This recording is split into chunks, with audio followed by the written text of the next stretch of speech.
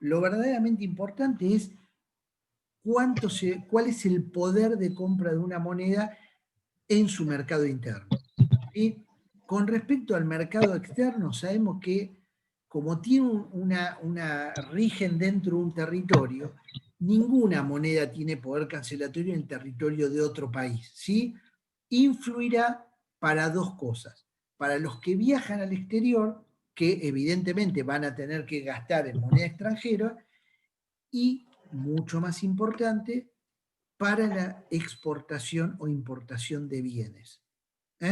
¿Por qué? Porque tanto los exportadores se van a referenciar con ese valor relativo entre la moneda nacional y la moneda extranjera, porque todas las operaciones se hacen en una moneda de referencia, en nuestro caso el dólar, pero podría ser en renminbi, en yuanes, cuando nosotros comerciamos con China, tenemos un famoso swap con China en el Banco Central que permitiría que las transacciones se hicieran en esa moneda, no en el dólar, que no se requiera dólar. Entonces, va a servir esta cuestión del valor de la moneda tanto a los exportadores, porque es la plata real con la que van a ganar, como a los importadores, porque es a la plata que van a tener que traer los productos afuera. Si la moneda del país que está ese importador se deprecia mucho, cada vez que sale a buscar un iPhone afuera, le va a costar más pesos. Esto se comprende bien, ¿no? Por eso es que a los importadores les interesa tener un dólar lo más bajo posible y lo más a mano posible, tenerlo para poder hacer la transacción. Si hay faltante de dólares, si hay restricción externa, que es lo que vimos cuando vimos la deuda, ese es un problema para un importador. Entonces el importador sale a buscar dólares como sea y presiona sobre la demanda de dólares. Por el contrario, el exportador lo que busca es que el dólar esté lo más alto posible. ¿Para qué? Para que cada vez que ingresan dólares tengan más pesos contante y sonante, porque ahí la ganancia es mayor por la misma cantidad de producto exportado. ¿Se comprende? ¿Dudas acá? Sí, claro. Gracias. Bien, bien. Bueno, ahora sí vamos a intentar continuar con lo que veníamos diciendo la vez pasada. ¿No recuerdan? Vimos 4 etapas en esta cuestión de la vinculación entre las monedas y el comercio internacional. Una primera etapa que Fanelli denomina primera globalización, es la que va desde aproximadamente el nacimiento de los estados nacionales y la erupción de la mayor producción de la revolución industrial hasta la Primera Guerra Mundial, la Gran Guerra que se le denomina, ¿no? A partir de ahí dice que hay una segunda etapa que es la autarquía, la denominan así, en realidad para clasificarlo de alguna manera.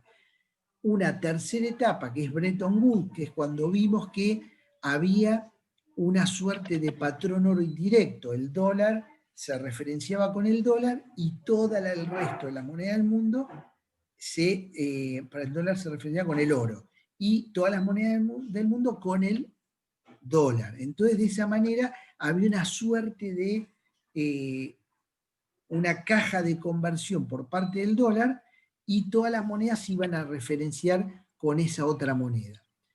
Esa etapa, una etapa de gran estabilidad mundial, gran sustitución de importaciones, los países se manejaban como economías bastante cerradas, ¿sí?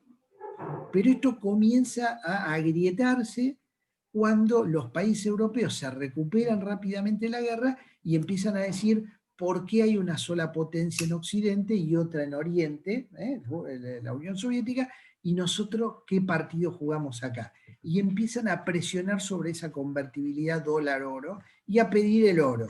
Empiezan a juntar su propia reserva en oro diciendo, bueno, mi moneda también es importante. Pensemos que es una etapa, repito, donde los estados funcionaban bastante cerrados en sí mismos. Cada uno tenía su moneda, la peseta en España, la lira en Italia, la lira turca como ahora en Turquía, no había euro en ese momento, ¿sí? Estamos en ese periodo. Entonces esto empieza a ser desafiado por Europa hacia fines de la década del 50. Pasamos todo el 60 con Estados Unidos sometido a grandes crisis políticas, el asesinato de un presidente, sabemos Kennedy, el asesinato del hermano del presidente que iba a ser presidente, o sea, era como matar al presidente que venía, el asesinato de Martin Luther King, que era el líder de los derechos de las minorías negras. Entonces, bueno, todo eso era un ambiente de gran convulsión sumado a las guerras de Corea-Vietnam, que era una guerra que le sacaba mucho recurso a los Estados Unidos. Cada vez que un país entra en una guerra o en una pandemia, digámoslo, eso tiene un efecto devastador sobre la economía. No le iba muy bien en la guerra de Vietnam, era una guerra muy larga, 3 millones de soldados, estamos hablando de una población fenomenal, mucho dolor, sabemos las películas, etc. Bueno, llega un momento en el cual Richard Nixon, presidente en ese momento, dice, bueno, yo tengo que hacer algo, necesito imprimir billetes, y hace una suerte de ruptura de esa convertibilidad dólar-oro en forma unilateral. Es como decir, bueno, se terminó lo que se daba y yo inicio un nuevo camino más autónomo. Esto fue el primer golpe duro sobre esto. El segundo, como les decía, viene por el lado de la crisis del petróleo. ¿Qué pasó con la crisis del petróleo? Todo ese mundo de felicidad y estabilidad, donde solo había guerras en los márgenes, en el este asiático, etc., en realidad funcionaba gracias a un fuego barato, que era el petróleo. ¿Sí? Una vez que el petróleo comienza a ser regulado por esos países productores, ese petróleo comienza a encarecer toda la producción industrial que hacía funcionar la era Bretton Woods. ¿Sí? Cuando el elemento esencial se encarece, los productos comienzan a encarecerse. O sea, tenemos el efecto de la inflación en forma pareja en todo el mundo. Hay inflación en todos lados. Comienza a ser, ya lo era, pero comienza a ser un problema muy grave en el mundo la inflación.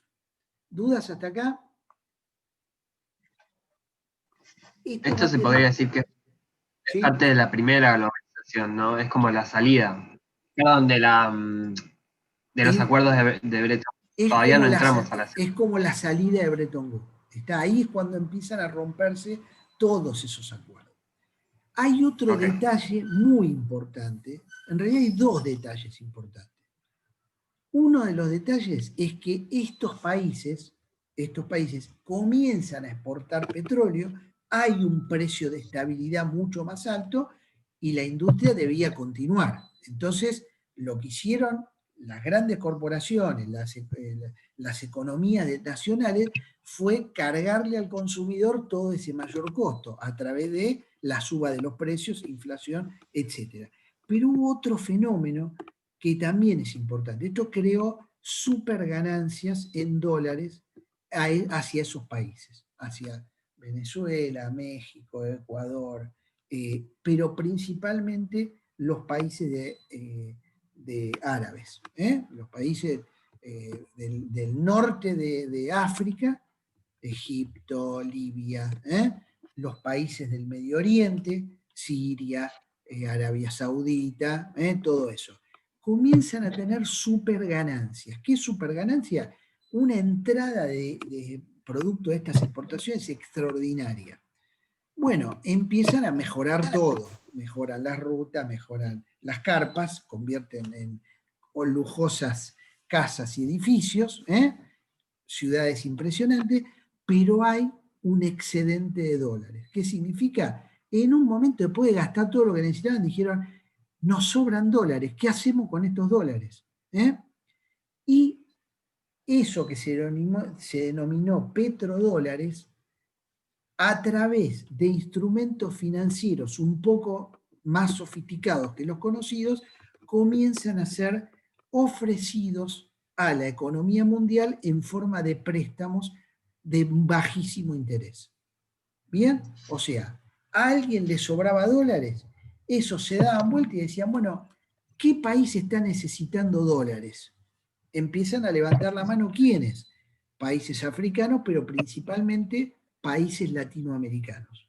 Toda Latinoamérica se endeuda a tasas muy bajas, con muy pocas garantías, etcétera, coincidentemente con los primeros años de las dictaduras militares que se establecieron en esos países y que estos préstamos las ayudaron a consolidarse. Bien o mal, pero esta fue la historia. ¿Se entendió hasta ahora como lo que sucedió? Los sistemas bancarios en ese momento tenían mayor flexibilidad de los que ahora conocemos. En su momento hablaremos un poco de eso. Eran sistemas bastante laxos que permitían préstamos con pocas garantías, irresponsables, etc. Y así fue como Latinoamérica se endeudó masivamente y parejamente en todo el periodo que va del, digamos, 74, 75 hasta los 80, hasta principios de los 80. Bien, este fue el origen de nuestra deuda que hoy todavía estamos pagando. Nuestra y de toda Latinoamérica. En este caso, fuimos, repito, es un elemento que se va a dar muy parecido en todos lados. Llegado a este punto, hubo un tercer elemento, o sea, crisis del petróleo, mayor disponibilidad de dólares en el mundo, la cuarta, ruptura de los acuerdos de Bretton Woods, y el cuarto elemento es la revolución tecnológica en los sistemas de comunicación, ¿sí? Las nuevas tecnologías de comunicación, que no solo mejoraron la transmisión de datos, sino que mejoraron la seguridad en la transmisión de estos datos. ¿Qué significa esto? Que cualquiera de nosotros podía o puede enviar dinero a cualquier lugar del mundo en muy pocos segundos en forma segura. Cuando digo segura es que nadie se lo robe en el camino mientras viaja el dinero. ¿Me comprenden? Estas nuevas tecnologías lo que hicieron fue, de alguna manera, acelerar todo este proceso de intercambio financiero, de monedas duras. ¿Alguna duda hasta acá?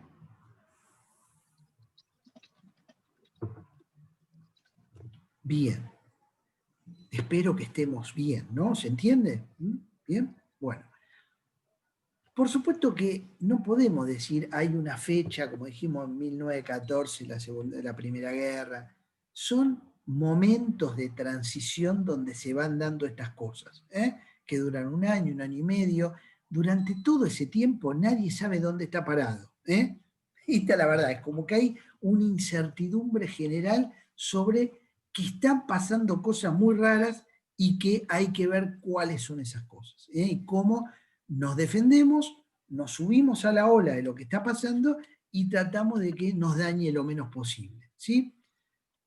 Todo eso sucedió en este periodo desde 1971 hasta los 80.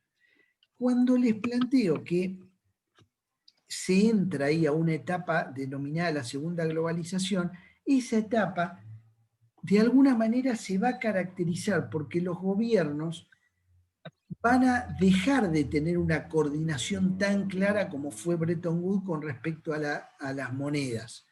Lo que van a ir surgiendo lentamente son zonas económicas. Los países comienzan a ver que es muy productivo juntarse entre los que más comercian y llegar a acuerdos de defensa mutua.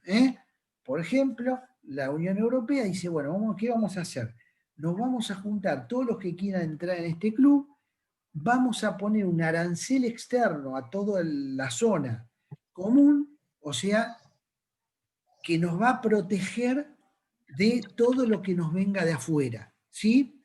Mientras tanto, tomamos vitaminas, hacemos ejercicio, sacamos músculo, nos ponemos fuerte y entre nosotros nos vamos generando un mercado que nos permite autoabastecernos, generar excedente y exportarlo.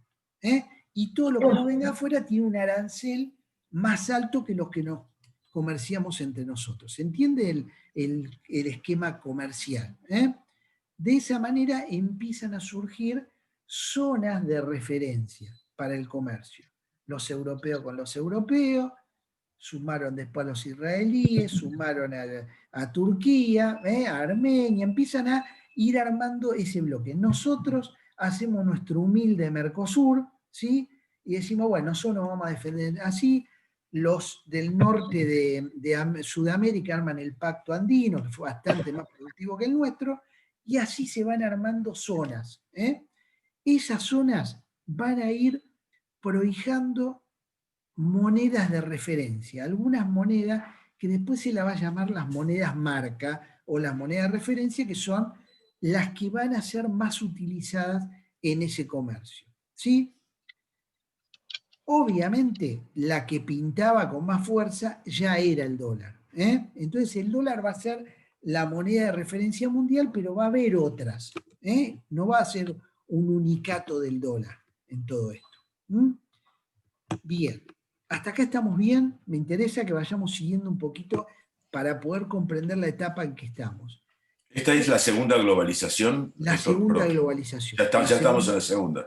Exactamente, exactamente. Bueno, gracias. Entonces, lo que va a pasar ahí es que el comercio internacional se va a incrementar muchísimo. ¿Por qué? Porque empiezan a entrar jugadores muy potentes que antes no estaban. China, Vietnam, el sudeste asiático, la India, con mercados fenomenales y además con baja costo de la mano de obra. ¿Sí? A ver si me paran a las fieras. Bien, entonces, con todo esto, con todo este mundo que se amplió decisivamente, ¿me comprenden? Empiezan a generarse mucho comercio internacional.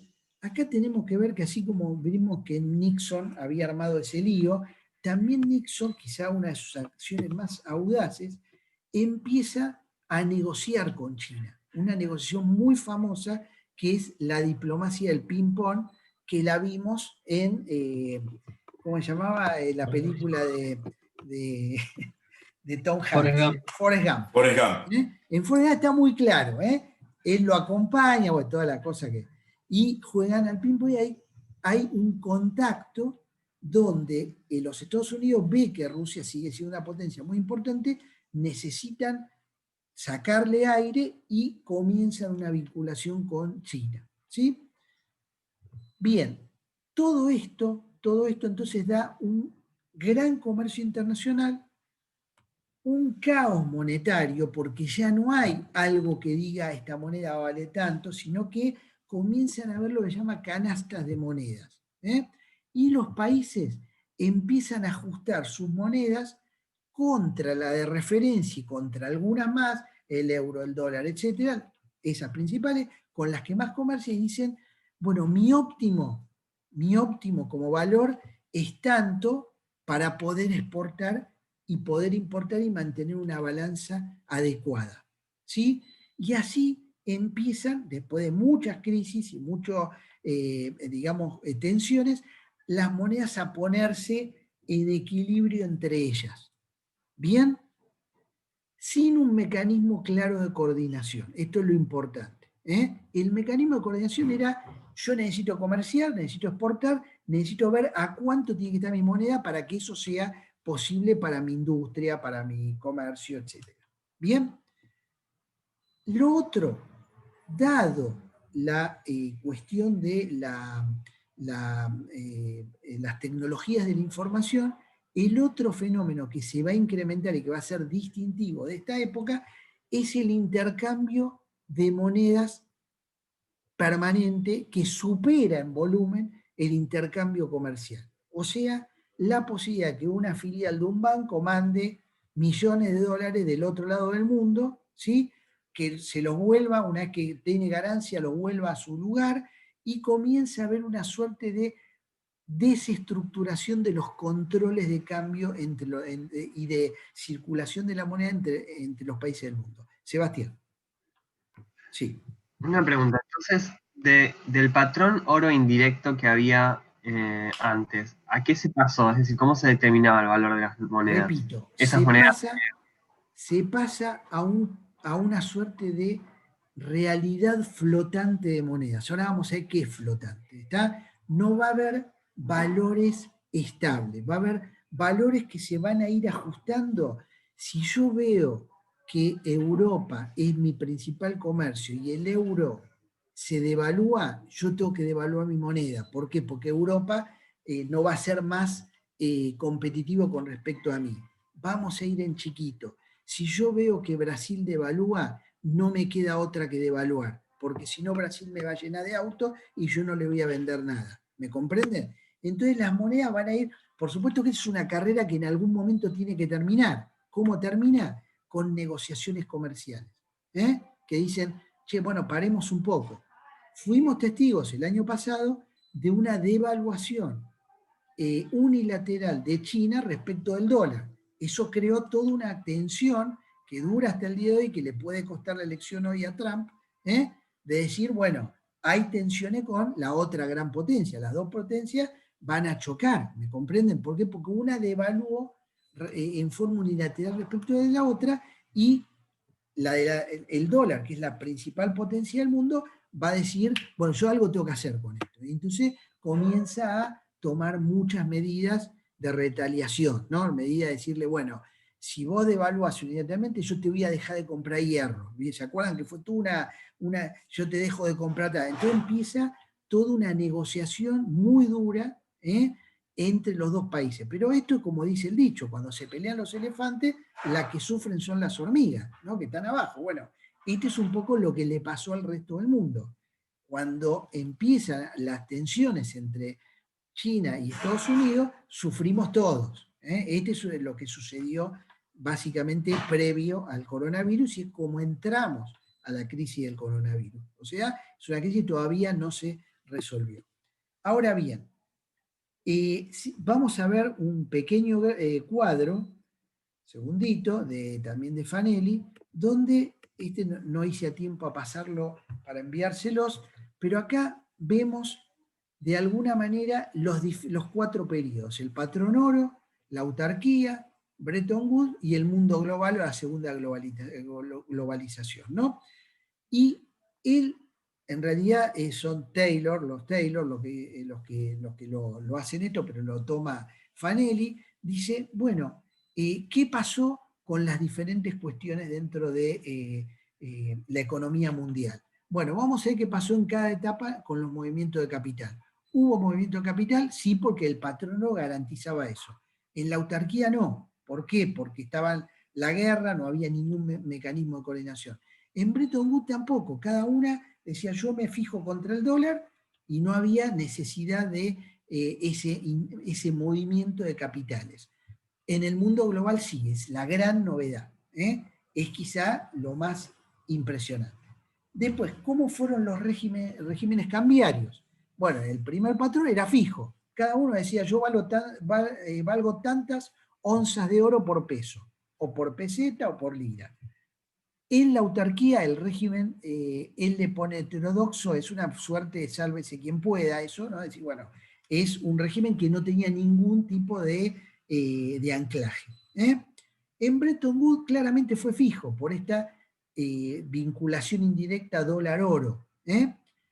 Y en el mundo de hoy es la flotación, con varias unidades monetarias. Ahora vamos a ver cómo es ese mecanismo. Si vamos a tener tiempo.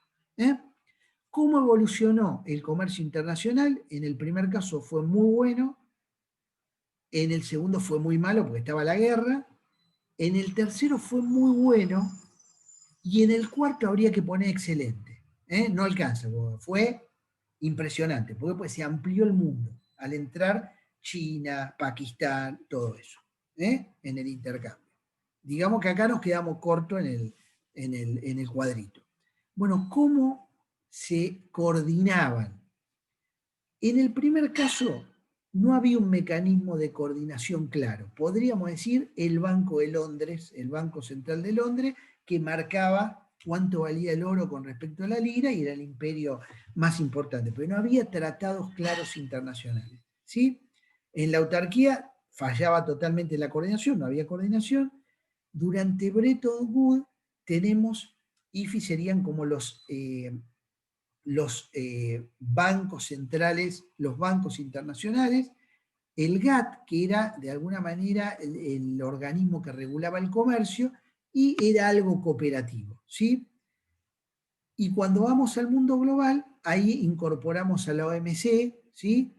A otros organismos de control de capital, a los bancos centrales, a las instituciones financieras internacionales. Entonces, ahí también dice algo cooperativo. Cada vez fue más cooperativo en este último caso porque la necesidad de anclar de alguna forma las monedas entre sí se hace cada vez más necesaria, ¿no? Bueno, este es el... Un segundito. Vamos a volver ahí. Bueno, en toda esta etapa podríamos decir que hay una institución actora principal que va a comenzar a tener muchísimo peso, que son los bancos centrales. ¿Sí? Los bancos centrales van a ser los que van a tener gran comunicación entre ellos, van a acordar un montón de cosas. Esos acuerdos no van a ser obligatorios, son todos voluntarios, pero si uno no entra en esos acuerdos pasa a ser algo así como un país de narcotraficantes, para decirlo de alguna manera, de lavado de dinero, un paraíso fiscal. Digamos, va a ser importante seguir las recomendaciones que van surgiendo de estas reuniones de banqueros internacionales, centrales, de organismos financieros como el Banco Mundial, el Fondo Monetario Internacional, etc. El Banco de Galilea, todas esas cuestiones van a ir rigiendo esta cuestión, van a ser los que van a ir coordinando eso. Va a haber, de alguna manera, un momento donde estos bancos centrales van a tener que atacar el principal objetivo, que era la inflación, ¿sí? Van a decir, bueno, la inflación es un problema, tenemos que atacar ese problema. Y van a tener políticas para atender eso, tanto monetarias, por lo que vimos el otro día, como medidas de tipo de ajuste fiscal, que fueron los que se implementan en la década del 80 a partir de las políticas Reaganomics de Ronald Reagan y de Margaret Thatcher, ¿no? en Inglaterra y en Estados Unidos, de mucho ajuste fiscal, de achicamiento de los estados, privatizaciones de empresas, aperturas económicas internacionales, lo que después se denominó el consenso de Washington, ¿no? Ese mecanismo llega a Latinoamérica en los 90, como 10 años después. Mecanismo de desregulación, de políticas pro mercado. Este sería un poco todo ese periodo, podríamos llamar, es un periodo de gran ajuste de los estados, acá y en todos lados. Esto se corona con la caída de la principal potencia competidora, que era la Unión Soviética. Todo ese desmembramiento de la Unión Soviética es seguido por una aceptación por parte de Rusia y todos los países que quedan ahí dando vuelta de este tipo de políticas. Todo es regulación principal por el mercado. Empieza todo ese mecanismo. Toda esta etapa que agarra muy mal parado a Latinoamérica, porque Latinoamérica venía de 10 años de no poder pagar la deuda, una crisis fenomenal, porque producto de esos ajustes dentro de los países centrales, la tasa de interés comienza a subir exponencialmente. Entonces, esas deudas que eran baratas durante la dictadura pasan a ser carísimas durante la democracia. No podemos ver en esto simplemente un hecho conspirativo, fue así. Habría que analizar si esto fue una manera de condicionar a la democracia o no, no me atrevo a decirlo de esta manera, pero son hipótesis que se manejaron en ese momento porque la casualidad dio que esos sistemas que estaban en una transición tan problemática con la amenaza militar, de alguna manera, de la vuelta de los militares, de alguna manera se encontró con un condicionamiento tremendo de esas deudas a tasa del 20%. Hoy la deuda tiene una tasa en cualquier país del 4%, para que nos demos una idea, salvo nuestro caso, lamentablemente. Pero es una excepción, ¿sí? Bueno, esta Doctor, etapa... Sí, Alejandro. una pregunta que me da un poco de vergüenza hacerla, pero, a ver, Nada es obvio, es el principio. cuando se saca un préstamo, por ejemplo, de petrodólares, ¿no? En lo que fue en ese momento, yo lo saco a tasa fija. El hecho de que después se encarezcan las tasas, Sí. era porque, y que entonces se nos hace difícil pagarlo, es porque nosotros se da por sentado que estamos pidiendo nuevos préstamos para pagar los préstamos anteriores, ¿no? Exactamente. O era una tasa variable. Eso No, pues no, vamos a ser claros. siempre lo Los escucho préstamos, como una queja. los préstamos eran a tasa variable.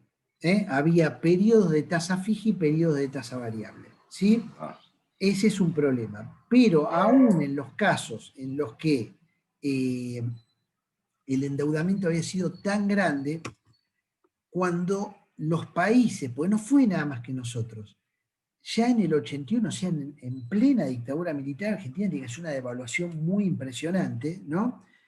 De su peso, del peso que manejaban en ese momento, ya ahí había sido casi imposible devolverlo por la sencilla razón de que para conseguir $1 para pagar era mucho más caro, porque había que conseguir más pesos de recaudación. ¿Me comprende? Por eso, cuando la Argentina empieza a decir, vamos a devaluar para conseguir, todo eso significa que nuestra deuda se vuelve más complicada, porque eso también es una tasa variable. ¿Me comprende, Alejandro? ¿Me comprende? Comienza a ser una tasa variable, ¿por qué? Porque a vos te está subiendo la cantidad de pesos que necesitas para poder pagar la misma deuda. Esto fue lo que pasa claramente en el 81. Después hay una carrera por conseguir nuevos préstamos y ahí todo es, cuando llega Alfonsín la tasa se dispara. Y fue el primero, después vienen los chilenos, vienen un montón, pues todo les pasó. Esta es un poco la situación.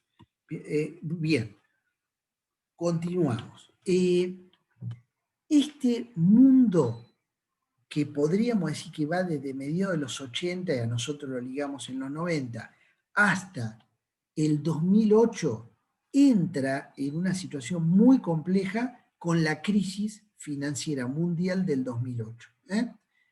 Toda esa idea de la bondad de los mercados que solo se iban a autorregular, en especial los mercados financieros, se empieza a ver que esta situación no es sostenible y ahí podríamos dividir esta etapa de la segunda globalización con el 2008 hasta ahora, ¿sí? Es decir, bueno, del 2008 hasta el coronavirus, podríamos decir que hay una segunda globalización bis. ¿Por qué? Porque va a haber muchos cambios que espero poder comentarles cuando veamos los bancos centrales y demás. Bien. Con esto me quedo con la explicación de cómo nos pega a nosotros esta segunda globalización, digamos, este momento en el que nosotros estamos en este momento. Nos pega con una moneda muy débil, ¿sí? Que no pudimos hacer pie, y con una idea, una salida del gobierno de Alfonsín con hiperinflación, o sea, la moneda debilísima, y la adopción de un mecanismo que se llama la convertibilidad del peso y el dólar, la ley de convertibilidad, por la cual, por una ley del Congreso, se estipula no solo que la moneda argentina es convertible en el dólar, sino además que para emitir un peso tengo que tener, el Banco Central tiene que tener dentro de cerca $1 o algo equivalente a $1. ¿Me comprenden? Entonces, esta situación fue casi única en el mundo. Esa ley, ese mecanismo, ese proyecto, repito, fue una ley, por más que haya sido ideada por economistas, tiene una juridicidad. Esa ley tuvo algunas virtudes. Una es que paró en seco la inflación, está claro, dijeron, bueno, ya no podemos de alguna emitir más. Al no poder emitir más y al haber la seguridad de una convertibilidad, pues podríamos haber dicho no vamos a emitir más y no estipular la convertibilidad, podría haber sido eso también, pero fuimos a fondo, decir, bueno, a todo o nada. Eso obligó a una cantidad de reformas muy aceleradas que achicaron el gasto público, bueno, todo lo que hemos conocido. Por supuesto que tuvo una suerte de, se pagó muy caro todo esto, ¿no? Porque la desocupación rápidamente se disparó, en especial entre los jóvenes, en torno al 20%, digamos, la subocupación, un montón de cuestiones, se sufrió socialmente. Pero hubo una sociedad que apoyó esto, dijeron, bueno, vamos a apoyar, un peso, $1, vamos. La mayoría de los países hizo otra cosa, que ahora la voy a intentar explicar. Así ya lo vemos todo con mayor claridad. Espérenme un segundito, a ver si puedo compartir la pantalla. Bien, ahí se ve. Bueno, a esta cuestión de varias monedas, lío monetario sin un ancla clara, y al surgimiento de monedas de referencia, los bancos centrales adoptaron, aún en la actualidad, por esto es importante, 3 formas, un mecanismo, es decir, bueno, la política que iban a elegir respecto de los bancos, de las monedas, ¿no? Una es tipo de cambio fijo, o sea, se determinaba un valor en el tiempo y se lo clavaba en ese valor. ¿Está bien?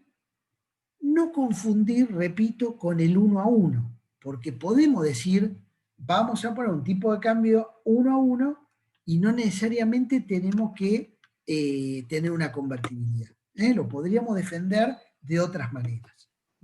Sebastián. Una pregunta. Entonces, Sí. eventualmente, estos 3 mecanismos se dieron en la Argentina.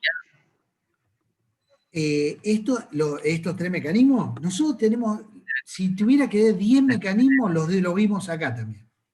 Está, digamos, nosotros probamos todo. Esto es lo que quiero que tengamos en claro. Vamos a empezar por estos 3. Hay mucho más, pero vamos a empezar por estos 3 porque para mí son la base para comprender todos los demás. Hasta que nos volvamos en expertos en esto. Bien, entonces tenemos tipo de cambio fijo, que sería básicamente en el tiempo un mismo valor, $1.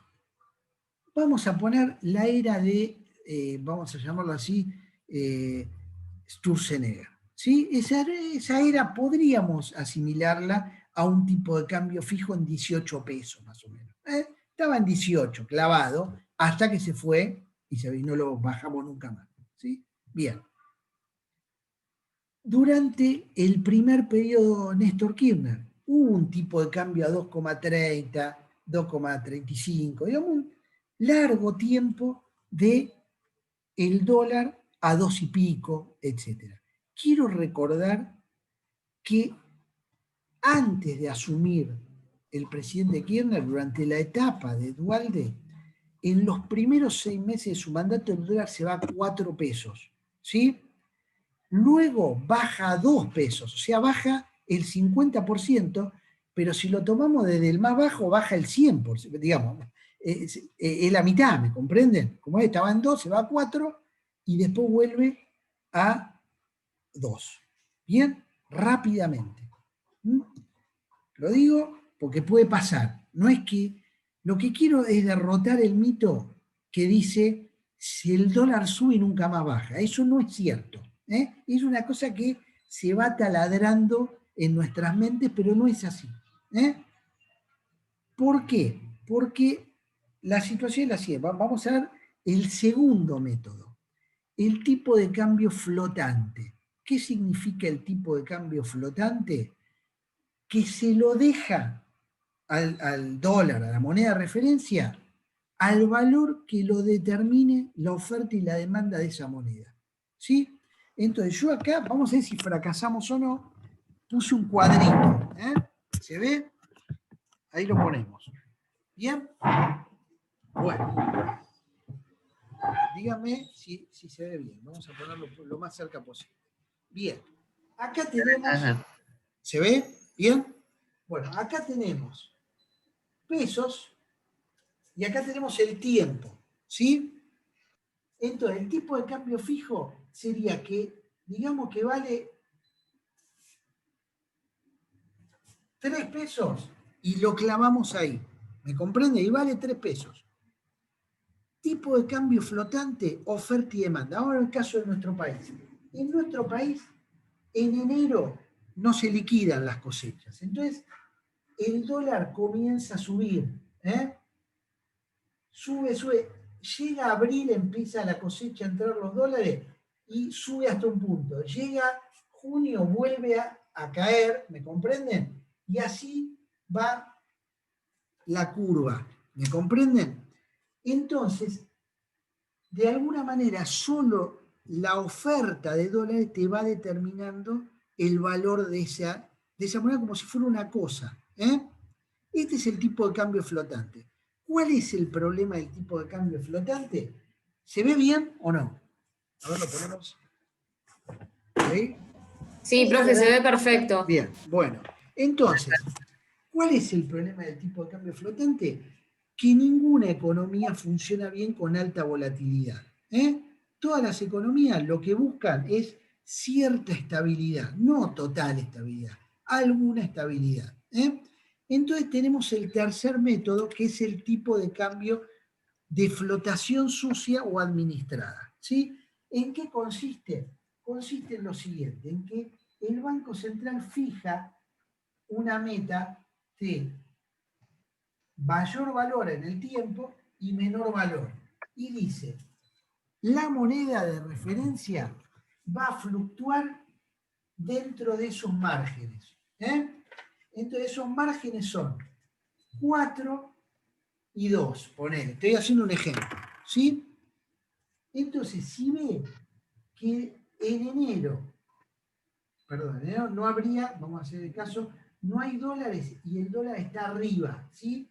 Y me está por perforar los 4, entonces comienza el Banco Central a vender dólar, incorpora dólares en la economía y el dólar comienza a bajar, a bajar. Entra la cosecha, baja abruptamente y como está tocando los dos, ahora acá compra dólares el Banco Central, recupera lo anterior, más barato lo recupera, ¿está claro? Hace plata acá, y comienza a hacerlo subir, y así lo mantiene dentro de lo que se llama una banda de flotación administrada. ¿Se vio eso? A ver si lo acercamos un poquito. Es una porquería esto, pero bueno, ¿se ve cómo es? Bien. Sí, se ve. Bueno, entonces tenemos lo que se llama flotación administrada. Todos los países hicieron eso cuando nosotros teníamos la convertibilidad. ¿Para qué sirve la flotación administrada? Sirve para amortiguar problemas externos. O sea, yo le estoy exportando a China y China devalúa, me va a provocar un problema. Entonces lo que hago es devaluar controladamente. ¿Se comprende? Devalúo lo mínimo para poder tener el menor daño posible. No lo hago instantáneamente, lo voy haciendo de a poquito para no cambiar las reglas de juego a los productores, etc.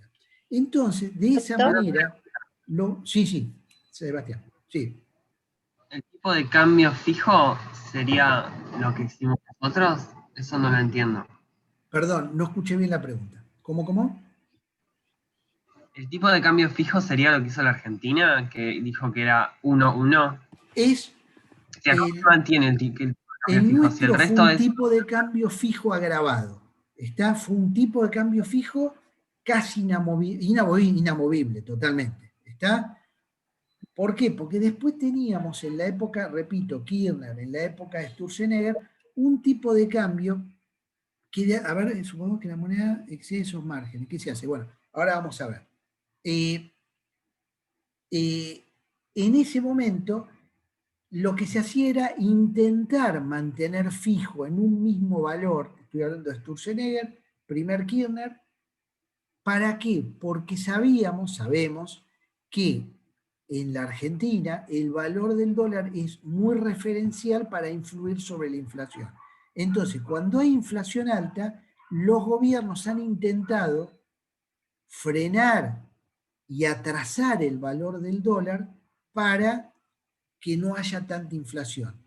Eso es bueno en el primer tiempo, primer año. Después se convierte en un problema. ¿Por qué? Porque mientras todas las demás monedas se estuvieron devaluando, vos la mantuviste fija, cuando la tenés que soltar muy de golpe y la inflación se te va peor de lo que estaba. O sea que es un mecanismo para utilizar en un tiempo prudencial, no en forma permanente, como se ha hecho muchas veces en nuestro país.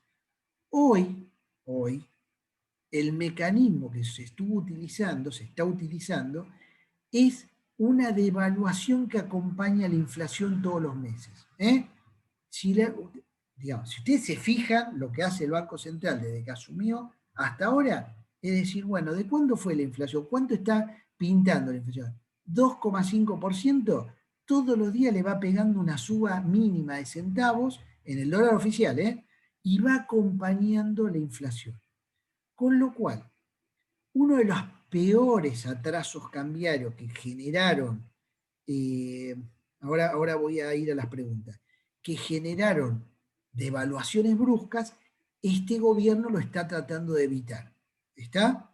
Le está pasando otras cosas, pero la que fue históricamente una de las razones principales, esa ya no la tenemos, un punto a favor, digamos. Bueno, vamos a la pregunta de Rosalía, ¿puede ser? ¿O quién quería preguntar? Sí, Sí. puse la manita. Bien. Consulta, habló sobre 3 formas, uno del tipo de cambio fijo, el segundo tipo de cambio flotante y el tercero sería la flotación administrada que dijo. Sí. Y el tercero, la Perfecto. flotación administrada, que es la que todos los países aplicaron desde, vamos a llamar, desde los 80 hasta ahora. Nuestro país la comienza a aplicar a partir de Duhalde. Pero de una manera muy caótica, siempre. Espero que lo podamos ver cuando avancemos sobre las políticas de los bancos centrales. Ahora no me quisiera meter todavía en ese punto. Solamente les digo los 3 mecanismos, después va a haber mucho más, pero que se utilizaron y se utilizan. El sistema que mejor se adapta a los cambios externos, que es lo que ningún país domina, todos los países dominan, entre comillas, parte de lo que les pasa adentro. Lo más difícil es dominar lo que pasa afuera. Eso solamente lo pueden hacer las potencias, ¿me comprende? Entonces, la flotación administrada es como un amortiguador que cuando pasa algo afuera, yo o bajo el valor del dólar, lo subo y mantengo la competitividad del país para poder exportar y generar los dólares. ¿Dudas hasta acá? Bien. Doctor Macei, yo tengo una consulta Sí, que quiero hacer. Sí, dígame.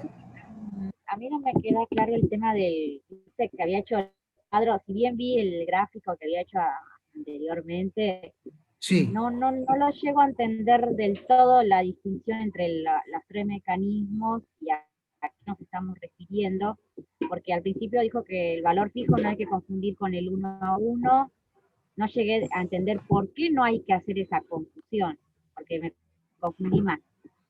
Bien, en realidad es muy parecido, ¿sí? Es muy parecido, pero en el caso de la convertibilidad, al tipo de cambio fijo le agregábamos la convertibilidad, que es algo muy poco visto en los últimos años en el mundo. Son pocos países los que adoptan el sistema. Puede haber un tipo de cambio fijo sin convertibilidad. Solamente eso es lo que quise decir. Digo, tampoco vale la pena que se confunda mucho con esto. Lo que quería era distinguirlo nada más. Porque de alguna manera podría ser la decisión de un gobierno, repito, el caso de Kirchner, el caso de Macri durante la etapa Sturzenegger, donde dijeron vamos a intentar mantener fijo el valor para generar mayor confianza y que la inflación baje. Si la inflación no baja abruptamente, ese mecanismo hay que dejarlo. ¿Me comprenden por qué? Porque lo que produce es atraso del tipo de cambio y después cada tanto un salto tremendo. Piensen que en el caso de TUCE le fue de 18 a 25, a 25 a 32, 48 y terminó en 60 más o menos. ¿Me comprenden? No lo paramos nunca. ¿Y eso por qué? Porque el tipo de cambio estaba atrasado respecto de la propia inflación.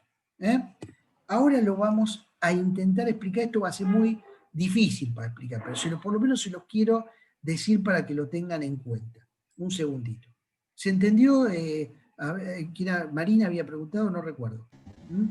Sí, doctor Mazzei, Sí. discúlpeme que sea un poco insistente, pero no lo llego a entender, no caso ni una. No entiende nada. Bueno. Exacto. Bueno. La última parte de lo que había comentado, de lo que utilizamos, qué mecanismo utiliza Argentina, pero no me quedó claro la distinción entre una y la otra, de los tres mecanismos que hay. Bien, vamos a intentar volver a explicarlo. En el tipo de cambio fijo es muy sencillo. Se mantiene a lo largo del tiempo el valor del dólar. ¿Sí? Se mantiene. La autoridad, o por ley, o por como sea, o por una convertibilidad, o porque lo decide, dice, este va a ser el valor oficial del dólar, y lo mantiene ahí. ¿Sí? Ahí no hay mucha dificultad. En el tiempo es un mismo valor. 18 pesos. En el segundo método, nadie define cuánto vale el dólar, lo define el mercado, ¿sí?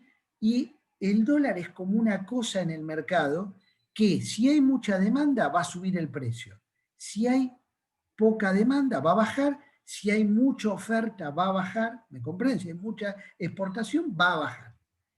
El problema de este método, donde el gobierno prácticamente no interviene, lo deja flotando, ¿cuál es?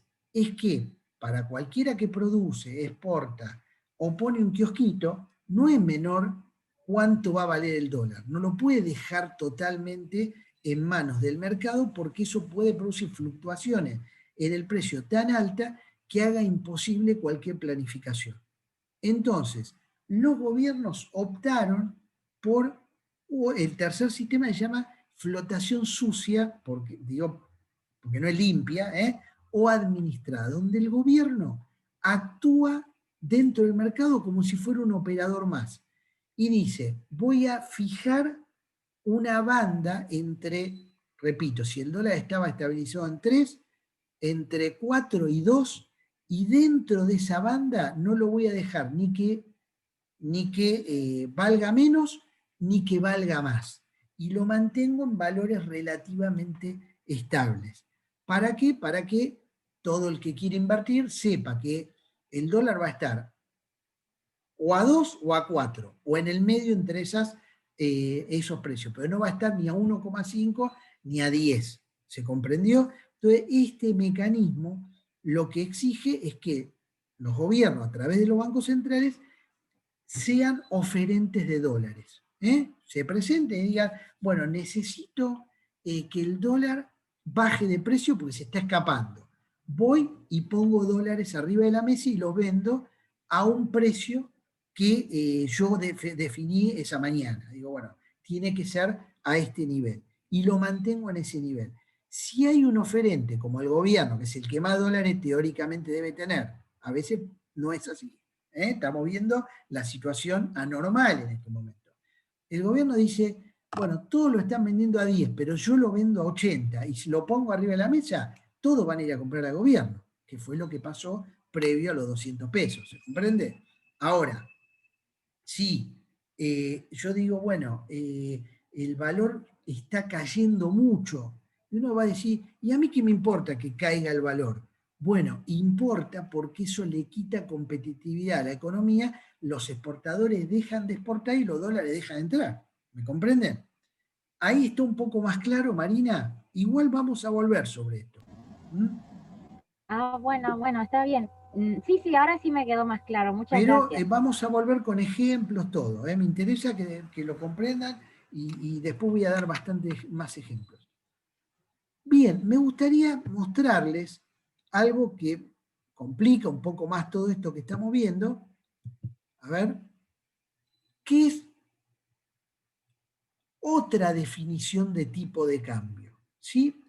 Hay un tipo de cambio que es el nominal, que es lo que vemos nosotros en las pantallas cuando dice, bueno, ¿cuánto cerró el dólar? Bueno, cerró el oficial a tanto, el blue a tanto, vieron que ese es el nominal, ¿sí? Ahora, más importante que el nominal es el tipo de cambio real. ¿Cuál es el tipo de cambio real? Es el tipo de cambio que compara las monedas sobre su poder de compra. ¿Qué puedo comprar con esta moneda? Y permite tomar todas las monedas del mundo y todos los países del mundo y ver realmente cómo es el valor de cada moneda, si efectivamente se está depreciando o en realidad no es así. Vamos a hacer un caso. Supongamos que nuestra moneda se devalúa 5% y nuestro principal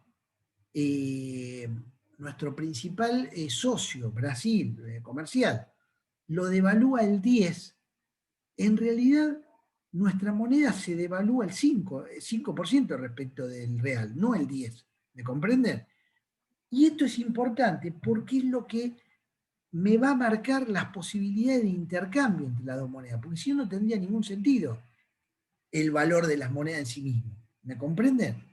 Entonces, el verdadero valor de una moneda es lo que se llama tipo de cambio real multilateral. Y ahora lo vamos a tratar de ver. ¿Qué es lo que yo en general, a ver, acá está. ¿Qué es lo que, esta es una formulita, no se asusten, pero es para tomar una idea de lo que estamos hablando, ¿sí? Y de la importancia.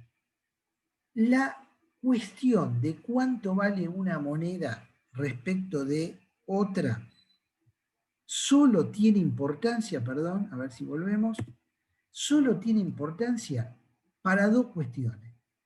Para las exportaciones e importaciones o para cuando nos vamos de viaje. Entonces, cuando nos vamos a Brasil a ir a esas playas preciosas, en realidad lo que nos va a importar es este número, más que el numerito nominal. ¿Me comprenden? Y este tipo de cambio real se calcula de la siguiente manera. Supongamos que yo quiero comparar cómo está el peso respecto del real. Tomo el tipo de cambio nominal, voy a la pantalla y dice, el real vale 15 pesos un real. ¿Sí? Lo pongo, 15. ¿Sí? Después tomo, ¿cuál fue la inflación de Brasil? 3%. ¿Cuál es la inflación nuestra? 37%. Ahí lo que me va a dar esta fórmula, es que como habíamos dicho, directa e indirectamente proporcional, el tipo de cambio real va a ser directamente proporcional a la inflación del país extranjero e inversamente proporcional a nuestra inflación. Si nosotros tenemos un índice de inflación alto, para lograr mantener un tipo de cambio con Brasil estable, cada vez tenemos que devaluar más con respecto al real. ¿Por qué? Porque ellos tienen una inflación baja y nosotros tenemos una inflación alta. Entonces, los otros días Brasil devaluó el 10%, ¿sí? Pero nosotros, para poder empatarlos, no nos alcanza con devaluar el 10%. Deberíamos devaluar mucho más porque nuestro índice de precios es muy diferente al de ellos. ¿Me comprenden? Quiero no que se acuerden de memoria esta fórmula, que tengamos el concepto. El gran enemigo en este momento nuestro es la inflación. ¿Por qué? Porque la inflación de movida para poder ser competitivos y mantener el valor de nuestro dólar, nos exige como mínimo devaluarla al precio, en el porcentaje de nuestra inflación. ¿Se comprendió esto? Esta es la fórmula que explica eso. A veces decimos, ¿cómo se devaluó la moneda? Es tremendo cómo estamos. Y resulta que no es suficiente. ¿Por qué? Porque nuestra inflación es tan alta que el tipo de cambio debe acompañar esa devaluación producto de la inflación. Por eso le dije que era tan importante que el Banco Central desde hace ya casi un año viene acompañando con mini devaluaciones que son imperceptibles el ritmo de la inflación. Con lo cual, nuestro primer paso y peligro de devaluación estaría conjurado. Es un problema menos.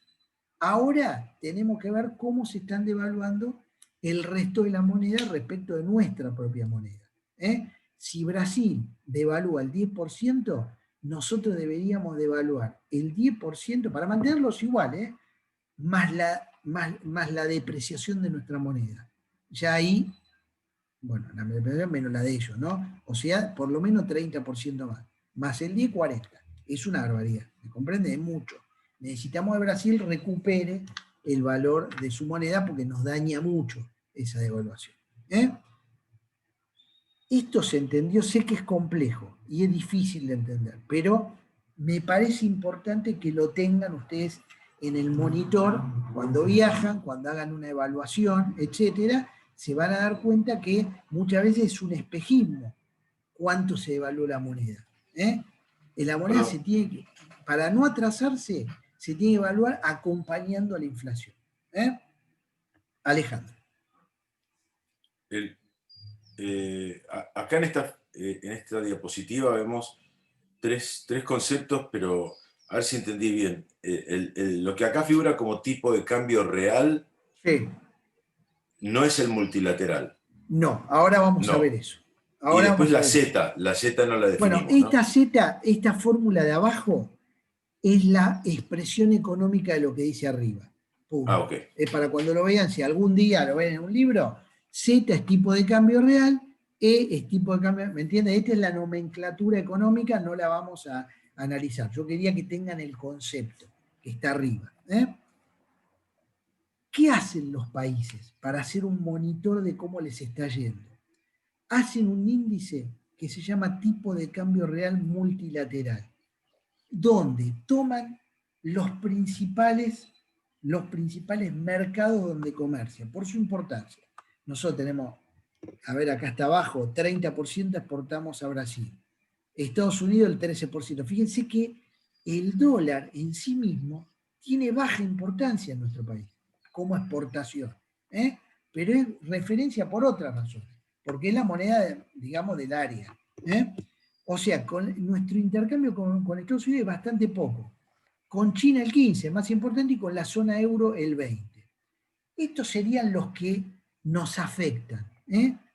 Cualquier devaluación de alguna de estas monedas va a obligarnos a nosotros, si queremos mantener nuestra competitividad cambiaria, a devaluar en esa medida.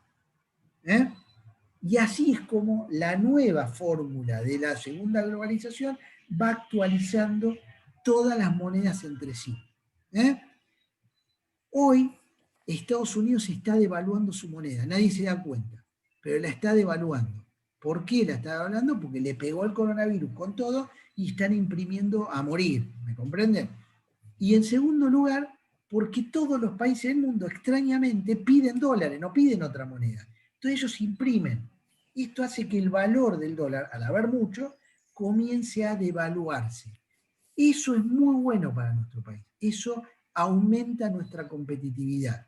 Hace que no tengamos que devaluar mayormente. ¿Me comprenden? Después, a ver, déjenme ver. La zona euro se está fortaleciendo, los chinos están viendo qué hace Estados Unidos. Todo es microscópico en el mundo. Nosotros tenemos devaluaciones bestiales, pero en el mundo todo es más microscópico. Bien, con este concepto del tipo de cambio real multilateral, lo que nos da no nos vamos a poder hacer cuenta, nada, son solo los conceptos. Lo que nos puede dar una idea es de cómo está nuestra moneda, ¿sí? Si nuestra moneda está muy devaluada, significa que ir afuera es muy caro. O sea, podemos viajar menos, eso es feo, pero podemos exportar más. ¿Me comprenden? Y es mucho más importante exportar para que entren dólares que irnos de viaje, que en realidad es como si nosotros importáramos cosas, porque cuando vamos de viaje llevamos nuestros dólares para el país donde viajamos.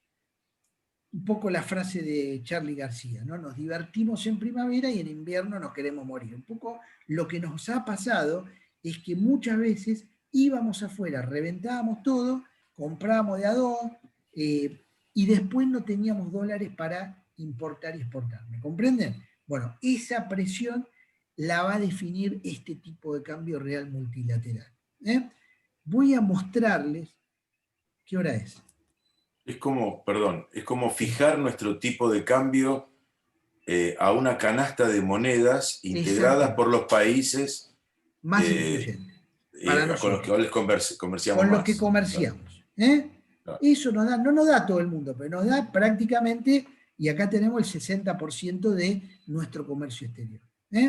El Banco Central, les voy a mostrar el grafiquito, cuando ustedes entran en la página, una cosa que recomiendo, entrar en la página del Banco Central, no me digas que se me fue. ¿Dónde está? Ah, qué pena. Bueno, se las voy a mostrar entonces la semana que viene. No está, no. Bueno, la perdí. Lamentablemente la perdí. Bueno, la debo haber cerrado involuntariamente. Si entramos en la página del Banco Central, ahí vamos a tener el tipo de cambio real multilateral. Si me dejan un segundo, a ver si la puedo recuperar. No puedo. Listo, ya está, perdí. Bueno,